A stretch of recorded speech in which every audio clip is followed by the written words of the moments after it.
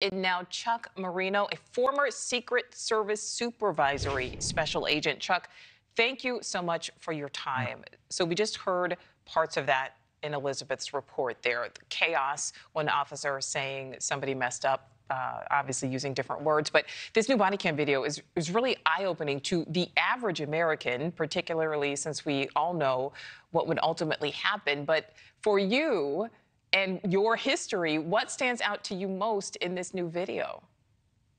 Well, the responsibility starts and ends with the Secret Service, Nichole. They have responsibility for creating the overall security plan that day and implementing that plan. And that means coordinating the use of state and local law enforcement officers and assigning them responsibly to mitigate threats like this building presented that day. That failed to happen. And what we see is the chaos that results when all the other cracks in the systems are exposed, with communications, with the lack of understanding of responsibilities that day, and also in terms of how to respond, because what they gave up that day was an elevated platform for the shooter.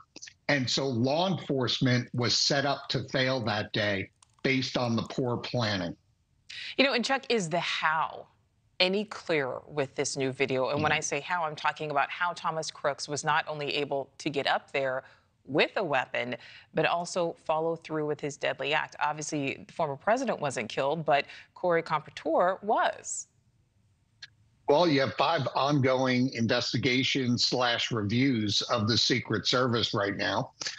And I think what they're going to find is that the team that was charged with reviewing this location during what's called the protective advance to identify potential risks and come up with a plan to mitigate those risks failed, and that plan was not sufficient and should have never been approved up the chain of command in the Secret Service. And they're going to find, unfortunately, a lot of other existing problems within the agency, like retention, which is a staggering 48% loss year over year. No agency or business can survive with losses that high of personnel, and as a result, inexperience in the workforce that's staying behind. So all of this needs to be looked at, and the agency has got to learn from this and come out stronger on the back end. Yeah, we know retention certainly is a big issue. Chuck, what about the why? Because apparently local officials did not have open lines of communication with the Secret Service. Why would that be? Is that normal? No, it's not. It's unimaginable. I've served on several large details for 2 presidents and 1 vice president, and the Secret Service relies on the counterpart system. For some reason that day, it was decided that the Secret Service would be in 1 command center with 1 state police officer, while the rest of the state and local law enforcement agencies that were supporting the security plan that day would be in another. That is unheard of. I've never experienced that in my career. That's going to be a major point of review for the Secret Service. This is prehistoric information sharing. This is not about radio interoperability where everybody can hear one another. This is literally sitting everybody in 1 location side by side so that they can hear the other's communication and pass that information out very quickly to their own. And why that didn't happen is going to be a major pain point here. Absolutely. You are a former supervisory special agent with the Secret Service, Chuck. Do you believe the American public will ever know exactly what went wrong at each level, and will more people be held accountable?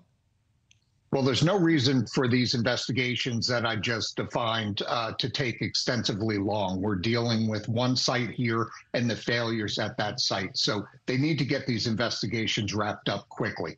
As far as the Secret Service goes, the longer it takes for accountability, the more it's going to hurt the overall credibility of the agency. That's just a fact. And we're seeing that now in polling, where only 3 out of 10 Americans have confidence in the Secret Service. So that means they don't have confidence that our elected leaders and those campaigning for office can be well protected the way they need to be. And this ultimately has an impact on democracy. So the Secret Service has got to be fixed. It can be fixed.